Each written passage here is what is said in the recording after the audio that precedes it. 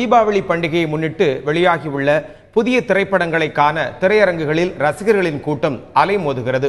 இந்த ஆண்டு தமிழ் சினிமா ரசிகர்களுக்கு தீபாவளி விருந்தாக 3 புதிய படங்கள் திரைக்கு வந்துள்ளது.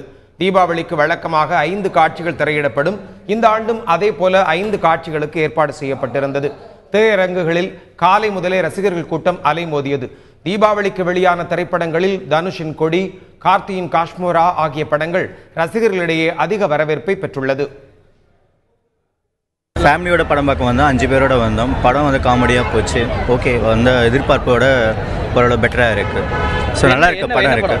காஷ்மோரா படம் பார்த்தோம், நல்லா இருக்குது படம். கொடி படம் பார்க்க என் பசங்களோட வந்திருக்கேன்.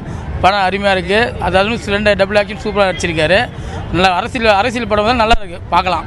கொடி பார்த்தோம், தனுஷ் வந்து டபுள் ஆகிட்டு செம்மையாக பண்ணியிருக்காரு. அதுவும் அந்த ட்விஸ்ட்டு படத்தில் நிறைய ட்விஸ்ட் இருக்குது. அண்டு துரை செந்தில்குமார் டைரக்ஷன் செம்மையாக இருக்குது. மியூசிக் நல்லா இருக்குது. சாங்ஸும் நமக்கு போர் அடிக்காமல் நல்லா இருக்குது. படம் வந்து செம்ம ஹிட்டு. தலைவர் சூப்பர்.